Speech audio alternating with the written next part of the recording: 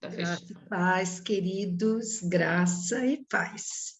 É só com a graça e com a paz que nós damos conta, né? É só com a graça e a paz. É um privilégio e é com muito temor, né?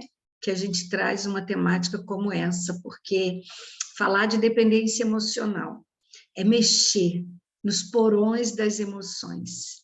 É lá onde ninguém permite que seja mexido, porque ninguém gosta de perceber que ele não tem chão, que ele não acha palavras, né? Que a tristeza e a necessidade de validação é muito grande, né? Eu depois vou botar lá no grupo uma música antiga que é cantada pela Adriana Calcanhoto, é uma música secular, mas que a letra expressa exatamente o que nós temos estudado aqui. Como a alma humana está cada vez mais dependente um dos outros.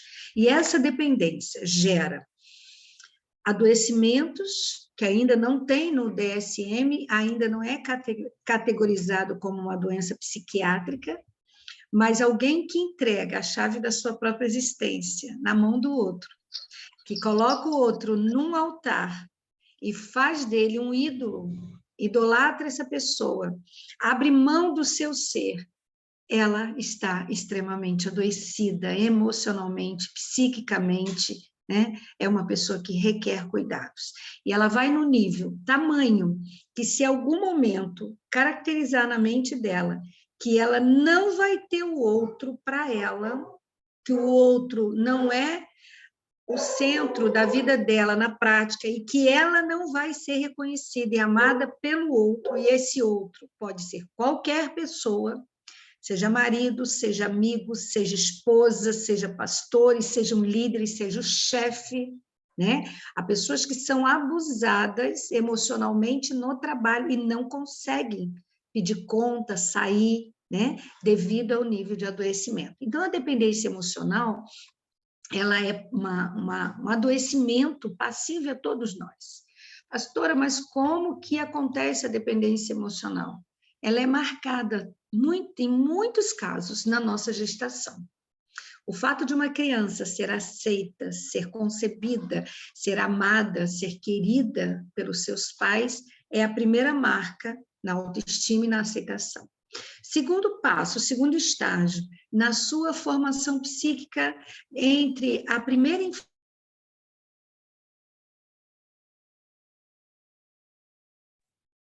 Travou aí, viu? A rejeição. Travou? Travou? Agora voltou. Onde a criança é marcada pela rejeição no social, é a segunda fase.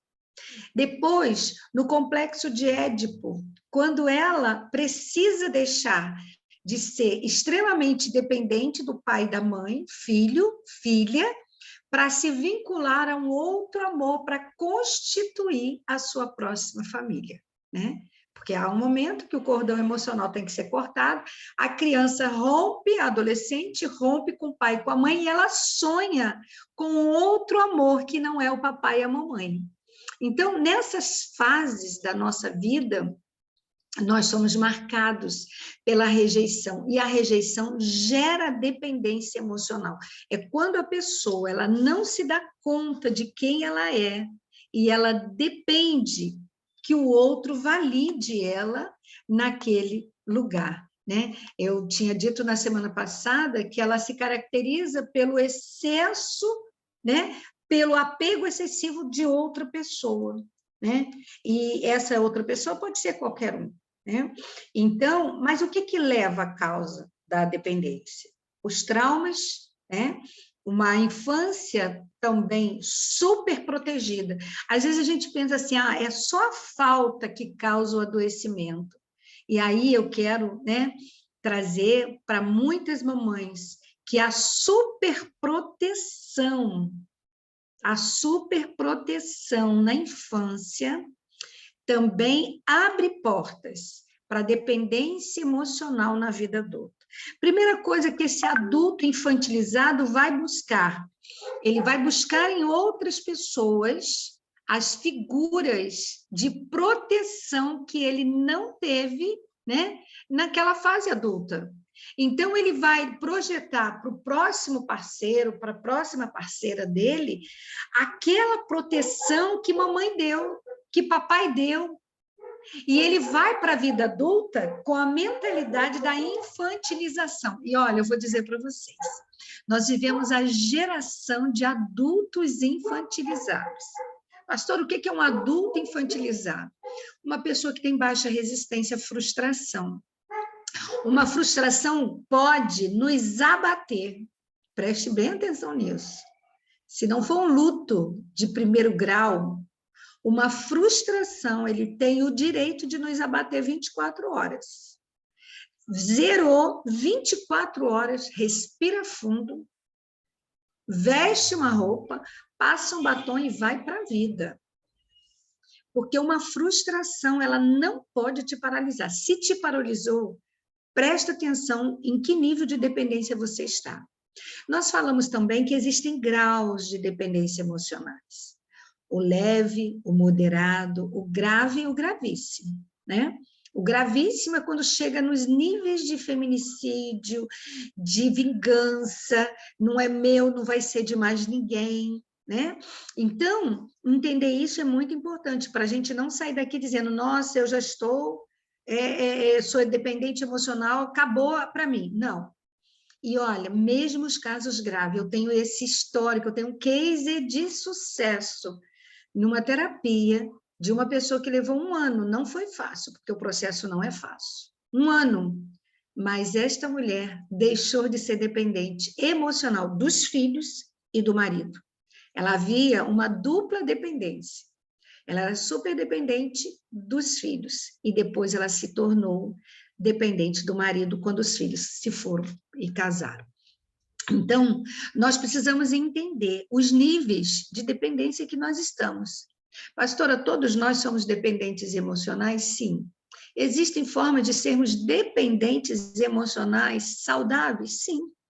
O nosso amor, o nosso zelo, o nosso cuidado, ele faz parte do processo, né? Porque senão não viveríamos em sociedade. Senão nós não conseguiríamos nos relacionar e nem termos empatia um com o outro. O Senhor Deus colocou isso em nós, mas Ele nos ensinou na sua palavra. Amem ao Senhor Deus de todo o teu coração, de toda a tua força, de toda a tua alma, né? E eu destaquei aqui o Salmo 73, que diz assim, no versículo 25, quem tenho eu no céu além de ti? E quem poderia eu querer na terra além de ti? Ainda que a minha carne e o meu coração desfaleça, Deus é a fortaleza do meu coração e a minha herança para sempre. Ou seja, eu vou me frustrar com muitas coisas, mas o Senhor é o meu socorro, é o meu refúgio, é a minha fortaleza, é o meu amado, é o meu marido, é aquele que vai me amar como pai, como mãe, como filho, como tudo. Então, a minha dependência tem que estar no Senhor. Mas nós vamos amar as pessoas e vamos nos frustrar com elas.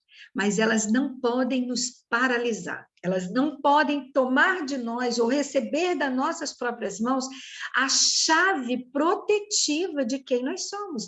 Lembra do porcelanato, que é o quadradinho que eu falei para vocês no nosso último encontro? Aquele risco do porcelanato, aquele quadradinho, é a proteção egóica que nós temos. Algumas pessoas vão entrar, vão nos abraçar, vão nos querer, vão nos estar conosco, mas nós precisamos tirá-la dali, devolvê-las para o espaço delas, porque todos nós precisamos ter um espaço psíquico, emocional de proteção. Senão nós abrimos mão de quem nós somos. E eu estou revisando isso porque muitas vezes é difícil, né, a gente entender isso. Voltando à superproteção. Então, crianças que são muito protegidas do mundo, elas não sabem lidar com não. Elas têm baixa resistência à frustração e elas se adoecem com mais facilidade diante do não do outro. E elas estarão sempre projetando no parceiro, no chefe, aquele cuidado, aquela proteção de que os pais deram para ela. Existem alguns lutos, e eu lidei com isso na pandemia, de pessoas que não queriam fechar os lutos. Por que que elas não queriam fechar o luto? Porque se eu fecho o meu luto, quem vai cuidar de mim, quem vai ficar comigo, como aquela mãe fazia, como aquele pai fazia, como aquele irmão fazia, como aquele marido fazia. E acontece algo terrível no luto de uma pessoa que é altamente dependente emocional. Ela não consegue listar o perfil positivo e o perfil negativo do sujeito que partiu. Ela não consegue ver defeito, ela idolatra o morto e ela diz que ele era um santo. Ela não consegue ver as fragilidades da alma. Então, quando ele não consegue fazer esse exercício terapêutico de olhar tanto a sombra quanto a luz da pessoa que partiu, ela está altamente dependente emocional daquela imagem que foi criada, é a figura idealizada daquilo que eu gostaria que o outro fosse e ele nunca foi. Né?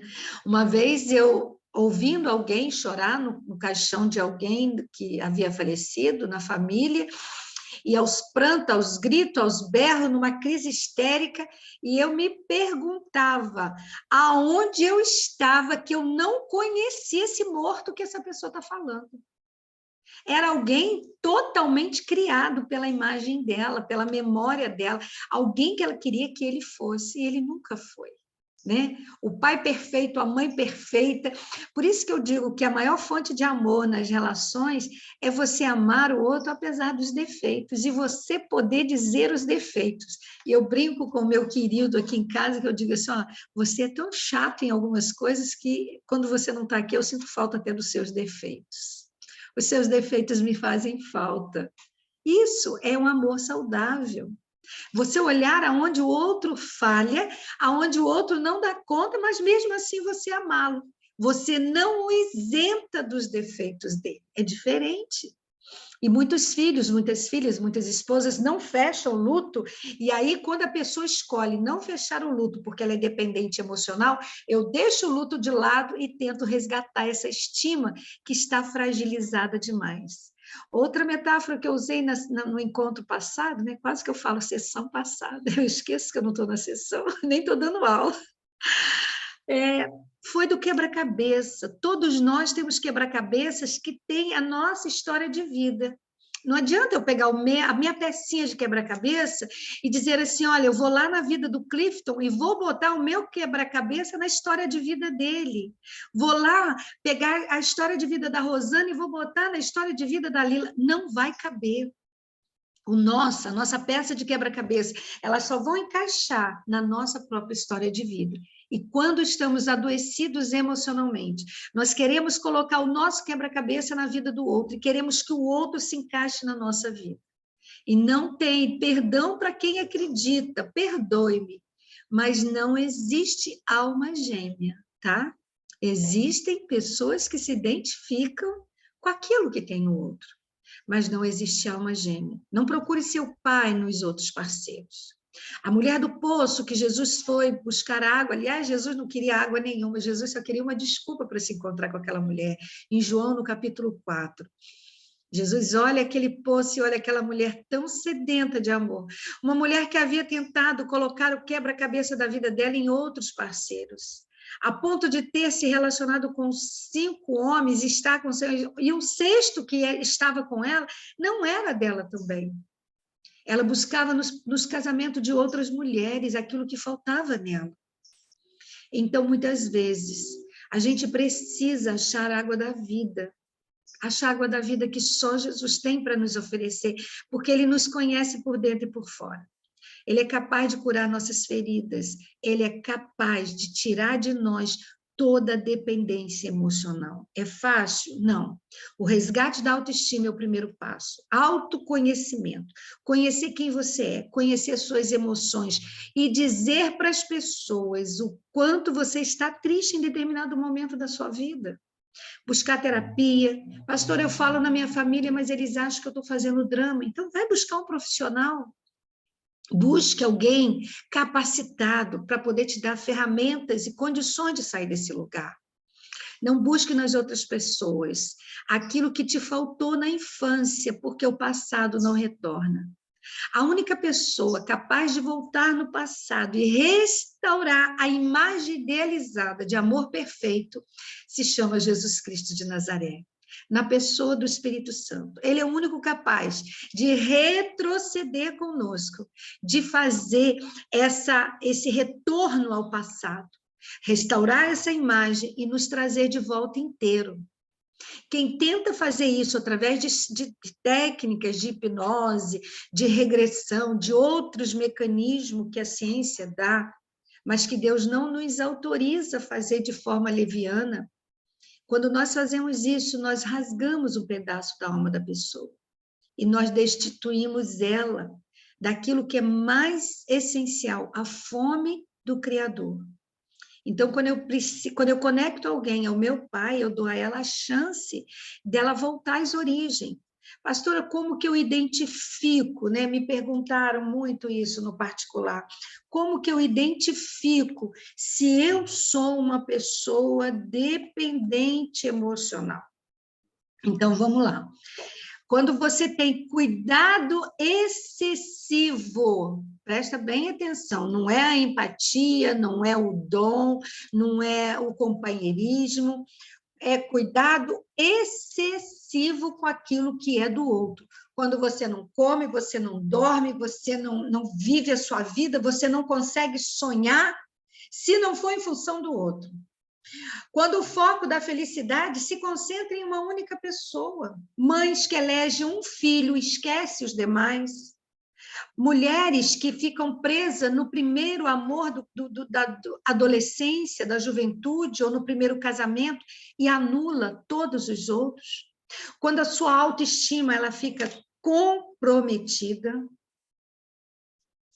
quando você não consegue olhar o valor que você tem, quando você dá um valor ao que o outro pensa a teu respeito. Por isso que eu lido com pessoas que são compulsivas, e eu pergunto a ela, você, quando foi comprar esse sapato, essa roupa, esse objeto, essa casa, esse carro, você pensa, qual foi o primeiro pensamento? Eu quero ter para o meu conforto, ou eu quero ter para mostrar para os outros que eu também posso ter a roupa da moda, o sapato da moda, o batom da moda, o carro da moda? Eu quero mostrar para alguém? Ou se eu me vestir com isso e ninguém perceber, isso continua tendo valor para mim? Isso me faz feliz? O fato de eu ter ido lá, cortado o meu cabelo, botado um batom, isso me deixou bem comigo mesma? Ainda que ninguém veja? Se você está nesse nível, eu vou te dizer, seja bem-vindo ao clube. Você é livre emocionalmente da dependência, né? As suas emoções são reprimidas, você esconde o que você sente, né? As pessoas te perguntam, você está bem? Ah, mais ou menos, ou está tudo bem quando não está? Você tem controle, desejo de controlar a vida do outro? Não estou falando de mães que fiscalizam, mochila, que fica de olho na vida das crianças, dos adolescentes, não estou falando disso. Mas são mulheres tão adoecidas que se ela não fiscalizar o celular do marido, se ela não cheirar a roupa do marido, se o marido olhar a roupa de uma mulher e sentir ciúme excessivo, ele não tem paz, né? É diferente de amor. O amor se concentra no bem-estar do outro, a dependência não. A dependência faz com que o outro foque só em você. Né? A dependência ela é baseada num vazio que precisa ser preenchido por alguém.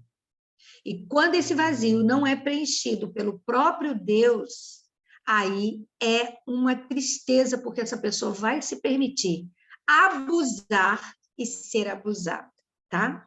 Então, o dependente emocional é alguém que também já foi abusado, então ele abusa emocionalmente do outro.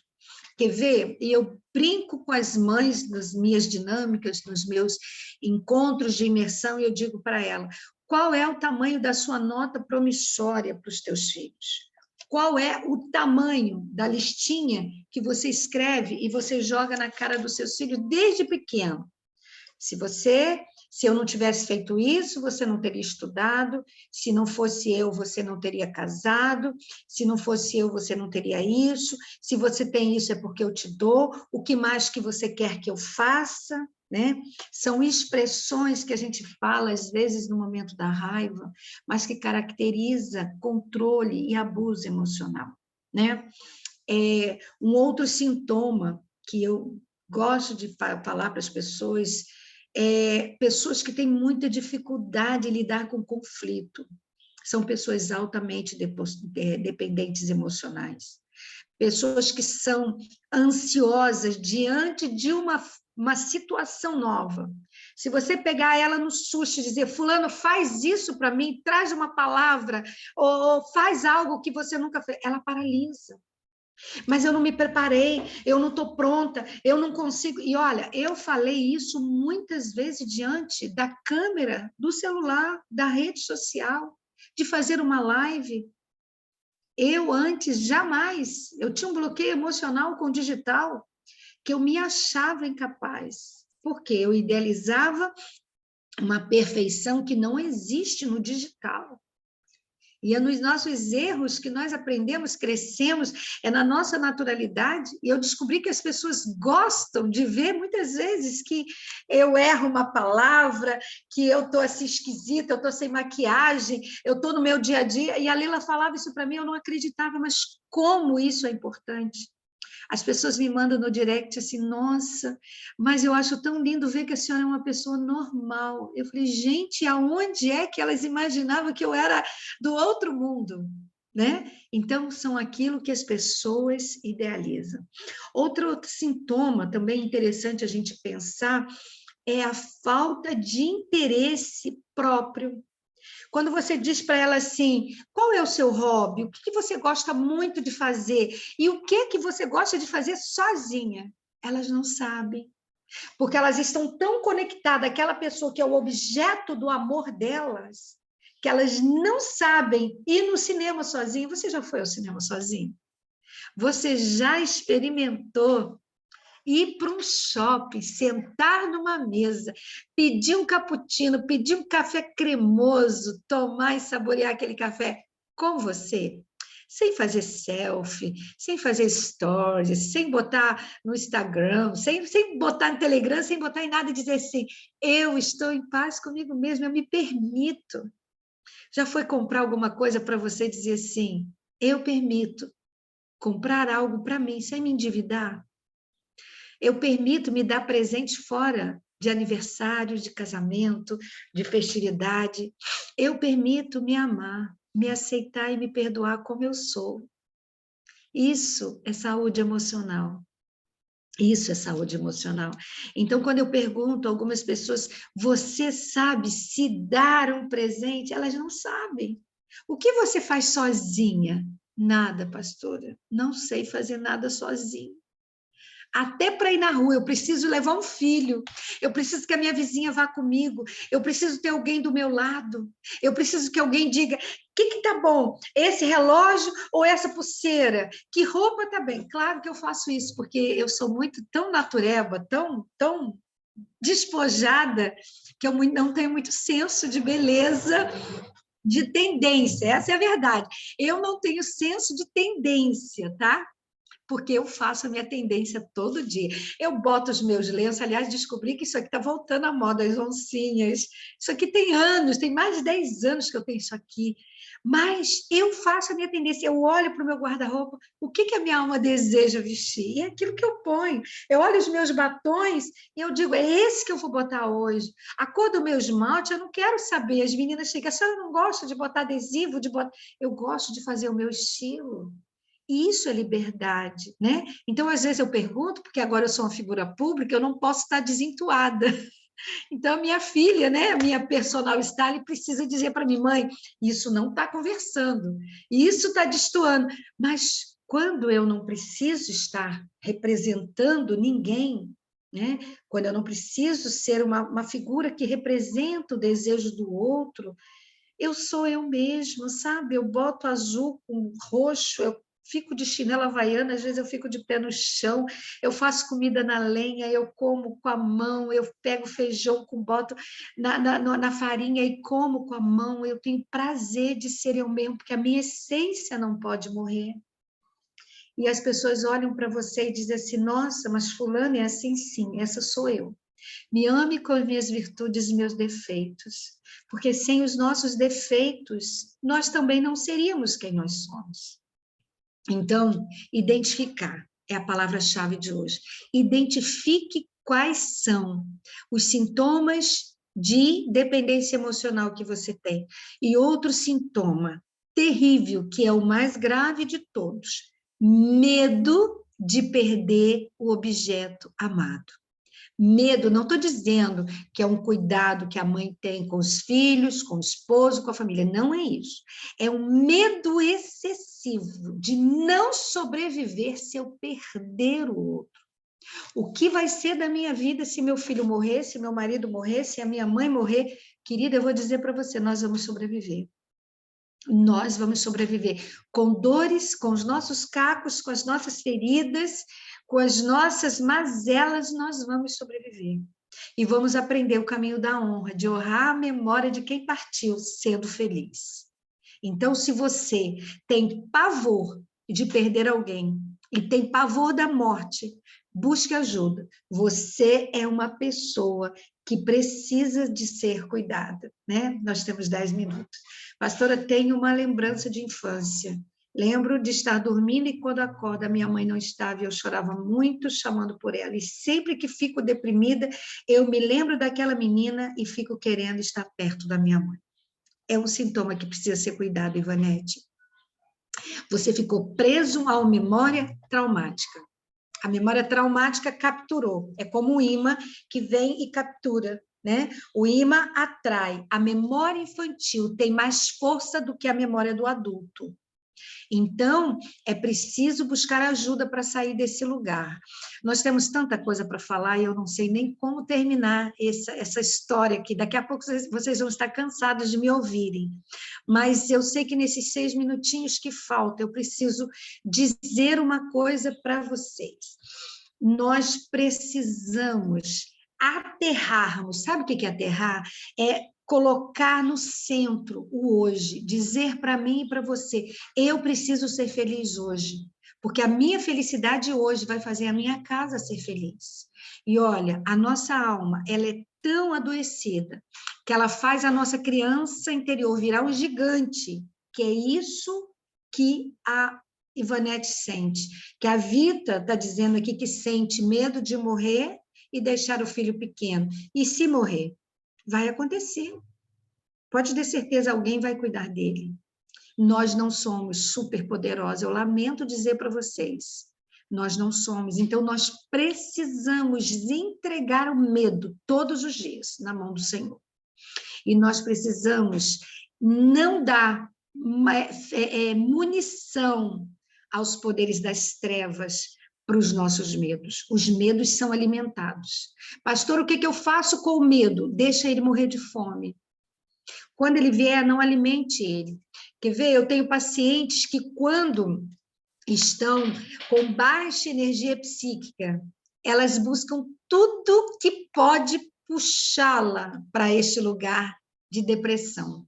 Músicas tristes, lembram pessoas que já partiram, sonhos que não vão ter, de coisas que não vão ter mais, situações que se arrependem profundamente, então elas alimentam. Então eu quero dizer, lembre que a sua doença emocional é como uma serpente. Prenda ela no lugar e deixa ela morrer de fome. Você vai ter 50% de chance de ser curada. 50% de chance de não alimentar esse medo. Quando você, Ivanete, sentir muito desejo de estar com a sua mãe e você não puder, seja ela porque morreu, porque está longe, porque você não tem, a relação não permite, chame Jesus para essa conversa. Feche seus olhos, imagine Jesus com você. Eu fui curada numa das minhas imersões em cura emocional, quando eu descobri que Jesus ria, que ele me pegava pela mão e ele brincava comigo. Depois, na fase adulta, eu fui levada por Jesus ao pé de uma montanha e ele me mostrou que nas minhas costas havia uma mochila muito grande. E ele estendeu a mão e ele falou assim, eu levo o peso para você. E ele pega aquela mochila das minhas costas, me estende a mão e me dá a mão e me ajuda a subir a escalada da montanha. E todas as vezes que eu subo uma escada e eu vejo o Tony me pegando pela mão, eu me lembro de Jesus nessa imagem curativa. Que todas as vezes que eu estou cansada, eu fujo de tudo aquilo que me entristece. E eu faço o que Ana sempre ensina. Eu começo a dar gargalhada de coisas que eu não tenho motivo para rir. Eu corro para a minha psicóloga e falo para ela, hoje eu quero chorar aqui com você, porque eu não quero chorar diante dos meus inimigos. Hoje eu quero trazer Jesus para uma conversa. Então, quando nos falta pai, quando nos falta mãe, quando nos falta amores, quando nos falta marido, chama Jesus para conversar contigo. Suba a montanha com ele. Fala, Jesus, o meu fardo está pesado demais. Eu não dou conta, mas o Senhor pode me dar o seu fardo, porque a sua mochila é levinha. A sua mochila, eu não sei nem o que tem dentro dela, que ela pesa paina. Já sabe o que é paina? É mais leve do que algodão. E a mochila que ele quer nos dar é essa, leve. Né? O fardo dele é leve. E se o fardo dele está pesado dentro da igreja, é porque quem está ensinando sobre ele não conhece ele. Por isso existem os abusos religiosos. E eu vou falar na próxima semana, eu não quero mais ficar preso nos relacionamentos, eu quero sair daqui, eu quero falar sobre abusos, dependência emocional na religião, seja ela em qual for. E vou te explicar por que isso e como surgiu isso. Lila, me lembra, por favor. Não me deixa voltar nesse assunto que eu acho que a gente já esgotou hoje, né? Vamos partir para os abusos religiosos, porque a gente tem que avançar. Então, eu quero orar por você, que hoje se sente aprisionado em qualquer dependência emocional. Espírito Santo, a gente não tem nada se do céu não nos for dado. Se o Senhor me curou, eu te peço, cure os meus irmãos. Cure, Senhor, os meus irmãos do medo de perder os filhos, o marido, o casamento, medo e saudade, Senhor, das perdas dos pais, medo da autoimagem destruída, Senhor, que acha que nunca conseguirão ser quem o Senhor os chamou para ser. Senhor, derrama uma porção de amor tão grande no coração dos meus irmãos, e que hoje seja um dia de fazer morrer de fome todos os nossos traumas, todos os nossos medos, que não sejamos atraídos por aquilo que nos falta, mas que sejamos atraídos por aquilo que já temos, que é o Senhor Jesus. Eu abençoo meus irmãos, eu abençoo essa sala, eu abençoo a Mônica, a Lila, eu abençoo o teu povo, em nome de Jesus. Amém. Se ele fez comigo, ele faz com você também. Beijo grande. Eita, Glória! Obrigada, minha pastora, obrigada. É hora de identificar quais são os nossos sintomas emocionais, hein? Quarta-feira tem mais e hoje às 20 horas tem um Viagem Eletrizante. Se você tem o telefone do Jonathan, ele não está mais no grupo, mas hoje é aniversário do Jonathan Moraes. Mande uma mensagem para o seu irmão. Beijo no coração de vocês e até amanhã. Amados, eu amo vocês.